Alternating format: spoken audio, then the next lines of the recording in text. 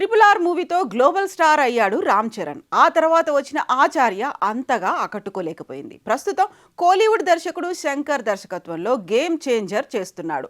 ఇప్పటికే షూటింగ్ పూర్తి చేసుకున్న ఈ మూవీ పోస్ట్ ప్రొడక్షన్ వర్క్ జరుగుతోంది. ఇందులో కియారా అద్వానీ, అంజలి, ఎస్జే సూర్య, శ్రీకాంత్, ప్రకాష్ రాజ్, సునీల్, సముద్రఖని, నవీన్ చంద్ర, నాజర్, శుభలేఖ సుధాకర్, మురళీ శర్మ, రాజీవ్ కనకాల కనిపించబోతున్నారు.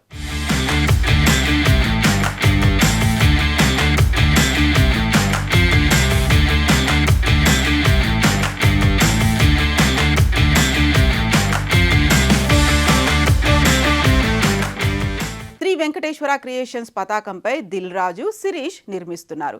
భారీ బడ్జెట్ చిత్రంగా తెరకెక్కుతున్న గేమ్ చేంజర్ ఈ ఏడాది చివరిలో కానీ వచ్చే సంవత్సరం విడుదల చేసే అవకాశాలు కనిపిస్తున్నాయి.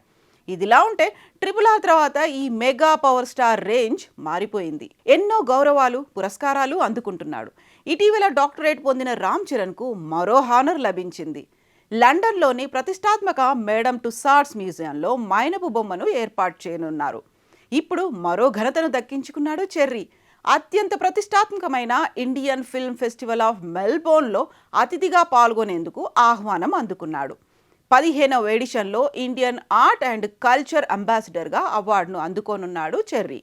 నటనా రంగంలో విశేషమైన కృషి కనబరిచినందుకు చరణ్కు ఈ అవార్డును అందివ్వబోతున్నారు. ఈ అవార్డును అందుకోబోతున్న తొలి celebrity mega power star Ram Charan కావడం విశేషం.